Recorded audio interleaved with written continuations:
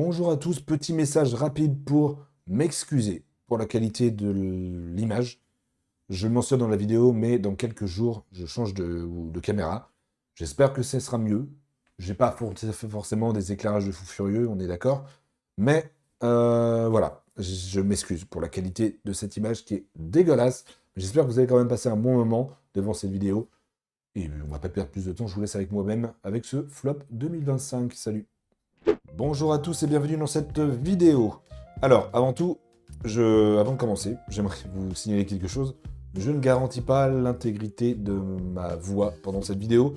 Vous devez l'entendre, je suis un peu malade.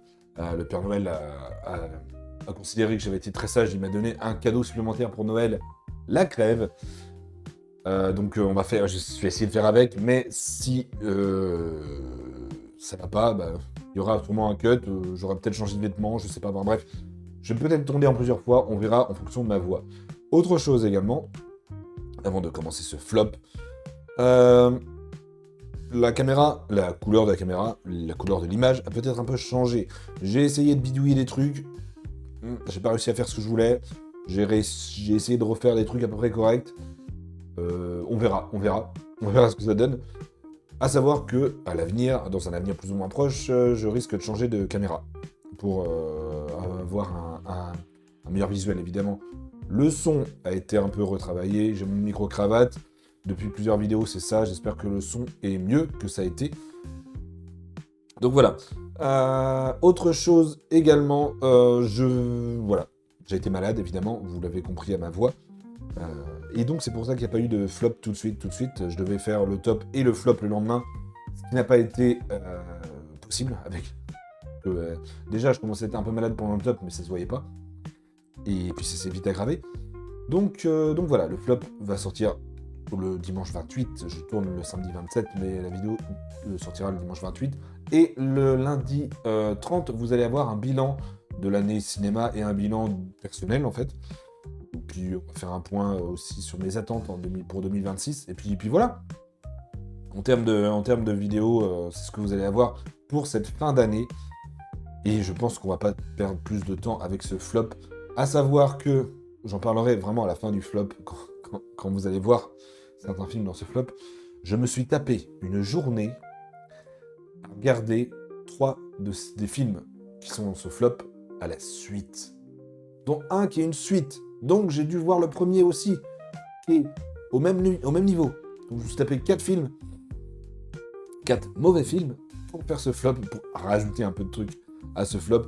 Alors bon, c'est globalement, vous savez ce que c'est un flop, hein, évidemment, mais j'ai pris tous les films que j'ai vus en 2025, et j'ai pris les 10 derniers, en fait, tout simplement. Et il y avait des films que je savais pertinemment qu'ils allaient rentrer dans ce flop, mais que j'avais pas encore vus. Je me suis dit, vas-y, on va les voir, comme ça au moins, ils seront dans le flop. Et pas manquer. Pas manquer. Donc, on va commencer tout de suite avec Hurry Up Tomorrow de Trey Edward Schultz. Je ne sais pas comment ça se dit, désolé. Je meurs. Pardon, voilà, la preuve. Donc, Hurry Up, décidément, Hurry Up Tomorrow, c'est un ego trip de The Weeknd. C'est un film écrit par The Weeknd sur The Weeknd. C'est mauvais. Pourtant, il y avait du potentiel. Quand j'ai vu la bande-annonce, il y avait un potentiel de fou. Il y avait des images de malades qui ressortaient de la bande-annonce. Mais non, le film est vraiment une blague. C'est vraiment une blague. C'est un ego trip, vraiment. Un gars qui a un melon comme ça. Et ça se ressent, et je ne comprends pas pourquoi Jenna Ortega s'est perdue là-dedans. Ne regardez pas ce film, vraiment, c'est une grosse perte de temps. Et globalement, encore une fois, un peu l'inverse du top que j'ai fait il y a quelques jours. Je vais répéter souvent, n'allez pas voir ce film. Et faites-moi confiance, n'allez pas voir ce film. Ensuite, je vais changer le numéro, parce que là, c'était le top 10, du coup. Je vais faire un top 10, hein. Parce que là, on va racler le fond des chiottes, hein. Donc, je vais pas faire 20 films, je vais en faire que 10, s'il vous plaît. Et là, on va passer au top 9, en fait, au flop 9, en l'occurrence, qui est Mac Walter, film de Simon Astier, écrit par Simon Astier, écrit par Yvick, Mister MV. J'ai failli dire Mr. V, mais c'est Mr. V, mais c'est pas la même personne. Mac Walter, qui est donc un film adapté donc de vidéos YouTube qu'il avait fait à l'époque sur cette chaîne YouTube, qui était un truc parodique qui s'appelait donc Mac Walter. Et là, ils ont dit, tiens, si on faisait un film directement sorti sur Prime Video, il y a des bonnes idées. Il y a des bonnes idées, des blagues qui font mouche, qui font un peu, y a-t-il un flic ou ce genre de comédie un peu décalée. Mais globalement, allez, il y a peut-être la moitié du film qui est sauvable. La seconde moitié, c'est n'importe quoi. C'est vraiment, ça tourne à la parodie, j'allais dire, parce que c'en est une, mais c'est du plus, ça va toujours trop loin en fait. C'est mauvais. C'est mauvais. C'est mauvais. Alors peut-être qu'il y en a qui ont passé un bon moment devant ce film. Ça n'a pas été mon cas, malheureusement, j'en suis navré. J'ai essayé vraiment. J'avais confiance parce que Simon Astier, HeroCorp, j'avais beaucoup aimé. Tout ce qu'il a fait en web-série, j'avais beaucoup aimé. Là, je crois que c'est son premier long métrage, si je dis pas de bêtises. Et c'est un flop. C'est un flop. C'est vraiment un flop. Voilà. Ensuite, il faut que j'aille voir. Hop, ça, tac. Ensuite, nous avons une production Netflix qui est Fear Street Prom Queen, qui est donc techniquement le 4e film de Fear Street. Fear Street, c'était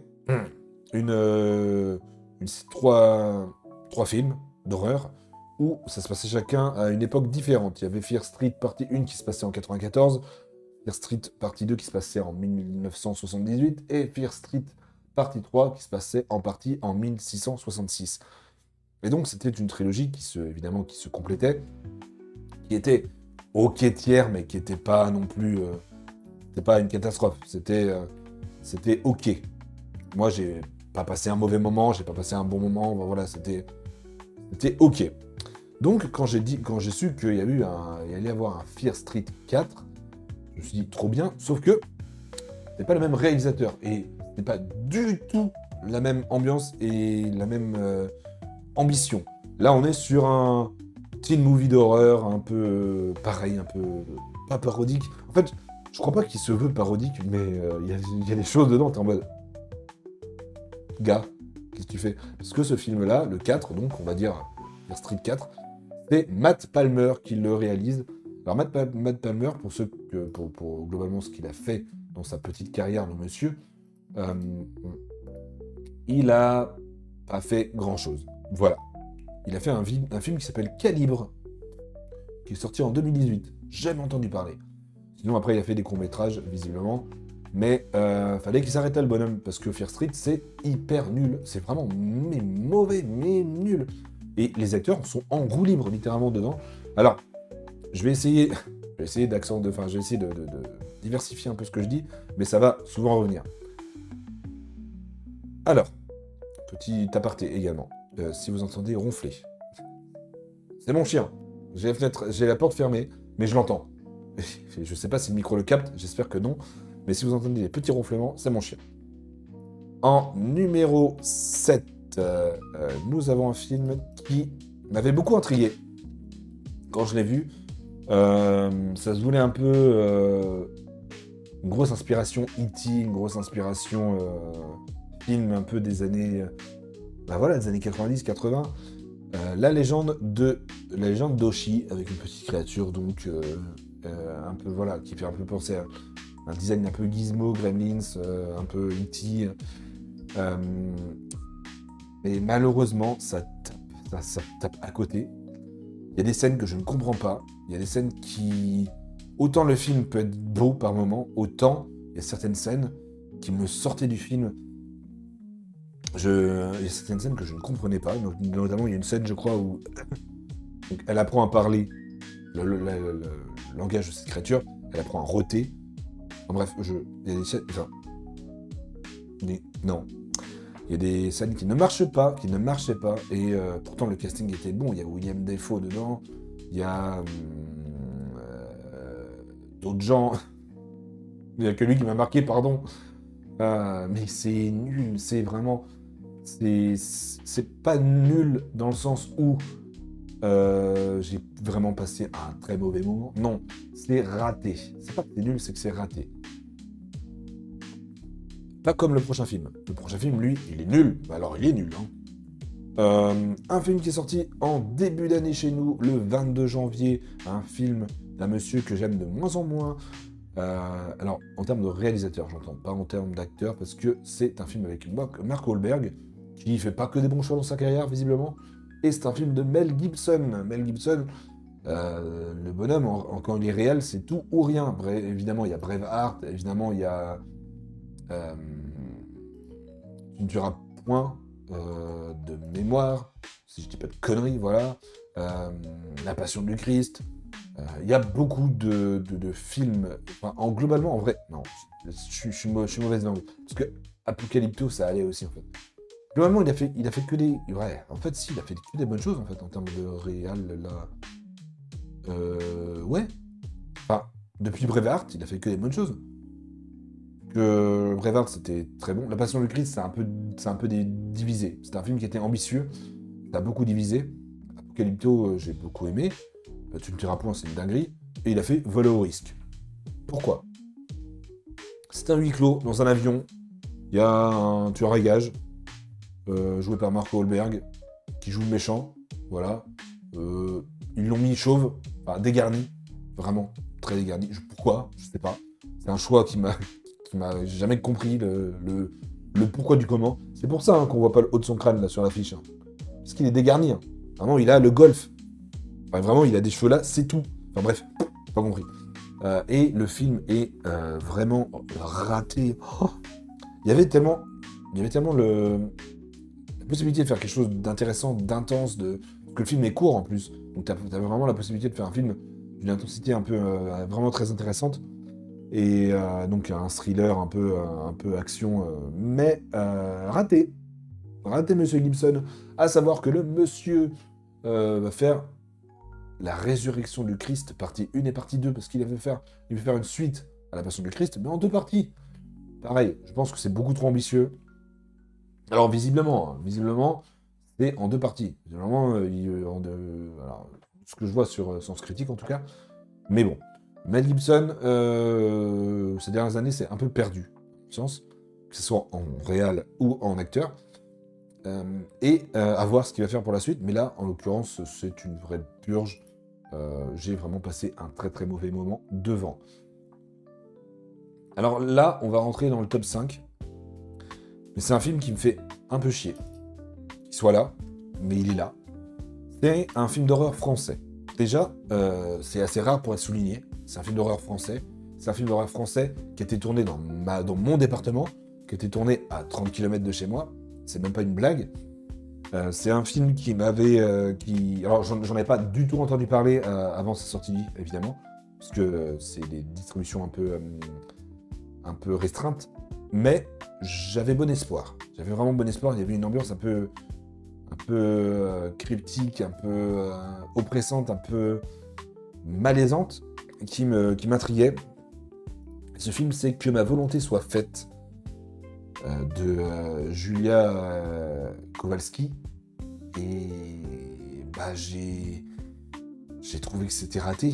J'ai vraiment trouvé que c'était raté. Et c'est vraiment dommage, encore une fois. Il y avait un potentiel de fou.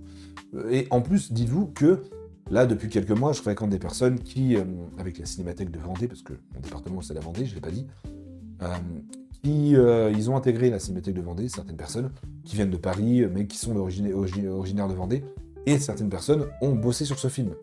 Et ça, pareil, je ne savais pas, parce que je l'ai dit ouvertement devant eux que c'était de la grosse merde. Et le gars m'a répondu, bah, mais sans pas, j'ai bossé dessus. Pardon? Hein? J'ai même un ami, sa mère habite à côté et a vu le tournage. Donc, il y avait un potentiel de fou. C'est un film sur la sorcellerie, un film sur l'héritage justement de cette sorcellerie. Et il y avait quelque chose, il y avait un truc, mais je trouve que c'est raté. Je trouve vraiment que c'est raté, et c'est vraiment dommage, ça me fait vraiment chier que ce film soit là. J'aurais aimé l'aimer, mais ce n'a pas été le cas. Dites-vous, je suis même parti, c'est la première fois que je fais ça, depuis très très très longtemps. Je crois même que ça m'est jamais arrivé. Peut-être que si, mais pour d'autres raisons. Je vais pas l'évoquer ici parce que... Et disons qu'il y a d'autres films où je suis sorti, j'étais plus jeune. Oh, vas-y, petite anecdote. Je suis désolé d'avance si des gens qui travaillent dans le cinéma de ma région voient cette vidéo. Je ne sais pas comment ça peut arriver, mais admettons. Je suis sorti avant la fin d'un film en 2009 devant Avatar pour le deuxième visionnage parce qu'avec un pote, on s'est dit ce serait marrant de voler les lunettes 3D. Bah oui, j'étais jeune. Désolé. J'ai pas fait exprès. Enfin, si, mais c'était... Bref, j'étais jeune. Et donc là, pour ce film, je suis sorti avant la fin parce que je trouvais ça vraiment nul. Vraiment, j'ai trouvé ça vraiment nul. Et ça me fait chier. Ça me fait chier. J'ai l'impression d'être passé à côté de quelque chose, en fait. J'ai l'impression d'avoir raté le train et... puis de pas avoir participé au voyage. Donc voilà, je sais pas. J'ai l'impression d'être un peu... J'ai pas l'impression... Ouais. J'ai l'impression d'être un peu tout seul. Parce que le film a la moyenne... Il a 5,8 sur 10, donc c'est ok, c'est pas une catastrophe. Moi je lui mets 3. D'ailleurs oui, je vous ai pas dit les notes, mais globalement, tous les films que j'ai fait avant, je leur ai mis 4 sur 10. Là c'est 3. Et c'est le seul film auquel j'ai mis 3. Et là on va passer après dans le deep, vraiment deep. Donc voilà, je suis vraiment désolé pour ceux qui ont travaillé sur ce film, mais j'ai trouvé que c'était raté. Et j'ai trouvé que voilà, malheureusement, dommage. Et donc là, on va rentrer dans ce que je vous ai dit en début de vidéo. Il y a quelques jours, je me suis fait une journée de merde, vraiment une journée de merde, où j'ai vu 4 films d'affilée. Et un de ces films va arriver maintenant, c'est Five Nights at Freddy's 2. Mais pour voir le 2, je me suis dit, tiens, on va regarder le 1. Donc, j'ai fait Five Nights at Freddy's 1 et 2 à la suite. Et, mon Dieu, mais qu'est-ce que c'est que ce truc? Aïe, aïe, aïe. Alors, adapter Five Nights at Freddy's, c'était ambitieux. Parce que c'est un jeu d'horreur à concept où tout se repose sur le... Enfin, c'est un gameplay assez simple, et c'est des jumpscares, globalement. C'est... Voilà. Le jeu est ok, le jeu est même assez bon. Enfin, il coche toutes les cases qu'il veut cocher, donc c'est ok. Mais, là, je comprends pas ce qu'ils ont voulu faire. Avec le 1 et le 2, ils sont partis dans des trucs...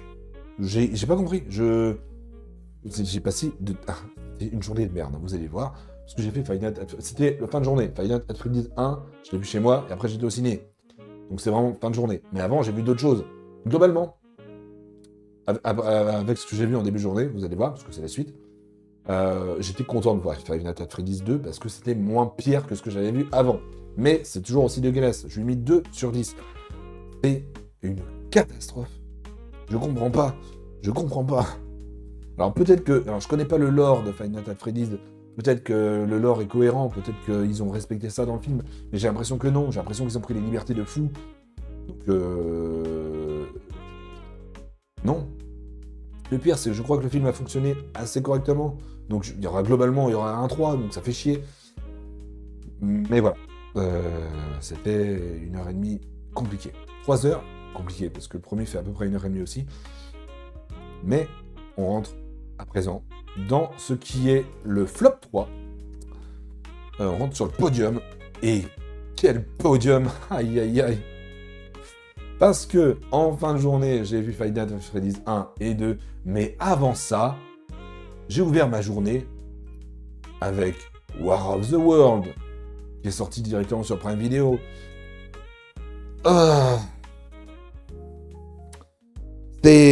Alors, j'ai pas passé un mauvais moment devant parce que je l'ai pris comme une parodie. Parce que Ice Cube, il joue très mal, tout le monde est en roue libre. Alors, globalement, c'est la guerre des mondes, sauf que on suit tous les événements du film à travers l'écran du personnage joué par Ice Cube, qui travaille pour le gouvernement. Et donc, on ne bouge pas de son bureau. On voit que à travers des écrans, des appels visio, des machins, des trucs, des vidéos YouTube, enfin bref, tout se passe sur ces écrans. Je crois, d'après ce que j'ai cru comprendre, que le film a été tourné pendant le Covid, donc vers 2020-2021. Et il sort que maintenant. Pourquoi? Je ne sais pas. Mais globalement, les gars, fallait pas le sortir. C'est n'importe quoi.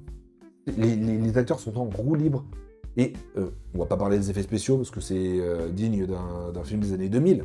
Vraiment, les effets spéciaux, ça fait mal aux yeux. Hein. Aïe, aïe, aïe. Et le scénario, c'est mauvais. Voilà, c'est mauvais. C'est presque un nanar en fait.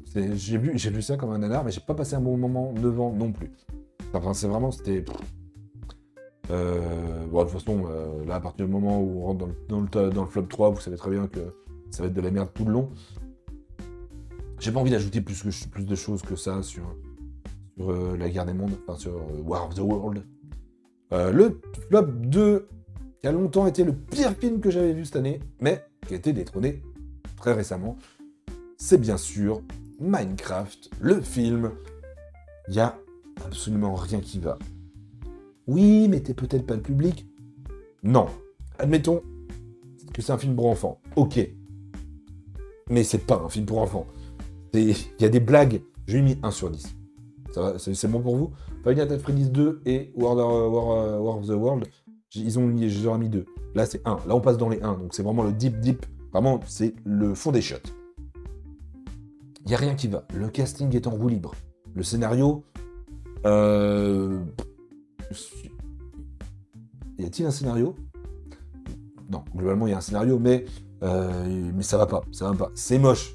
Alors, ceux qui défendent le film, avec qui j'ai parlé, et à qui je disais que le film était moche, ils me disent oui, mais c'est Minecraft. Minecraft, c'est pas beau que de base. Oui, non, mais il y a la DA de Minecraft et il y a de la merde. Et là, globalement, c'est de la merde. Vraiment, c'est laid, c'est moche. Jason Momoa, on a l'impression qu'il est bourré pendant toute la durée du film. Malheureusement, je pense que... Enfin, Jack Black, il fait de très mauvais choix en termes de casting, et je trouve que maintenant, il devient une parodie de lui-même. Alors c'est peut-être voulu. Peut-être que c'est le personnage qui est comme ça. Il y a un...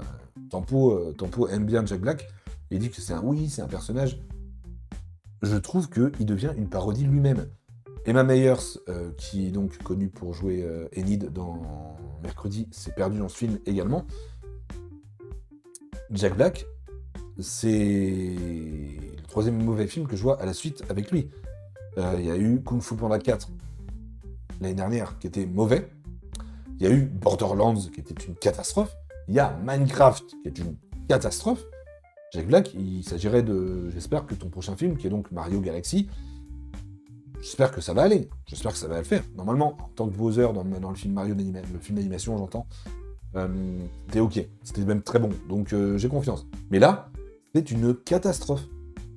Le film, je ne l'ai pas vu au cinéma. J'ai vu en VOD. Et heureusement, mais j'ai souffert. J'ai souffert très très fort. C'est une catastrophe. Je ne comprends pas comment les studios ont réussi à prendre ça.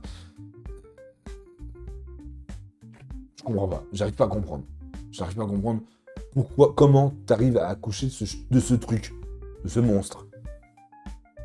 Mais dites-vous qu'il est flop 2. Ça veut dire qu'il y a un film qui a détrôné Minecraft.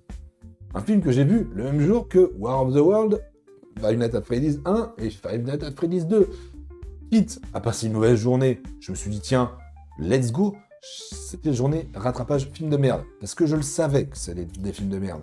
Mais, quelqu'un que je suis sur les réseaux, qui fait un podcast sur le cinéma et qui publie aussi ses vidéos sur sa chaîne YouTube, a dit quelque chose que je trouve assez pertinent.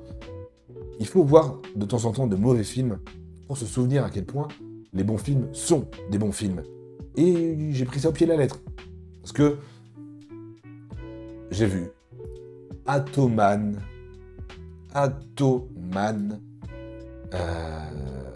le premier super-héros algérien, je crois que c'est ou marocain, parce que je crois que c'est pas au Maroc. Atoman, on pourrait croire encore une fois que c'est une parodie.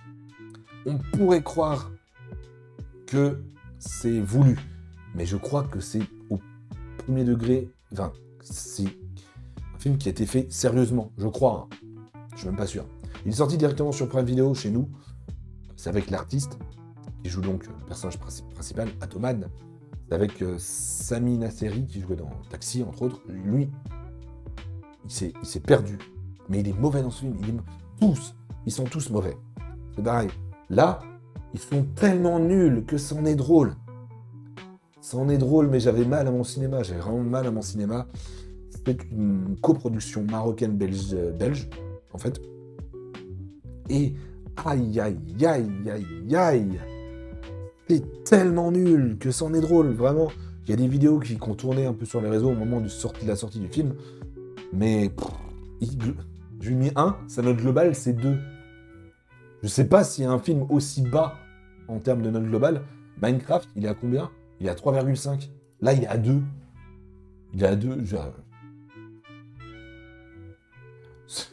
Il y a 290 personnes qui ont mis 1, 86 personnes qui ont mis 2, 10 personnes qui ont mis 10. Je pense qu'ils ont dû se dire, il est tellement nul, le film, que c'en est du génie, et donc il mérite 10. Mais non, non. C'est une catastrophe. Voilà. Globalement, ce flop, vous le savez, enfin ça sert à ça, c'est pour mettre en avant les pires films de cette année. Vous pouvez les voir, il n'y a pas de problème, mais prenez ça comme des mauvais films. Voilà. Je pense qu'on va s'arrêter là, parce que je sens que je commence à tirer sur ma voix, et c'est pas bon. Demain, vous allez avoir normalement le bilan de cette année 2025, ainsi que mes attentes pour 2026. J'espère que cette vidéo vous aura plu. On se dit à très vite pour la suite. Et puis, on se dit à très vite pour une année 2026 qui promet d'être qualitative. Merci à tous, et on se dit à très vite. Salut, salut.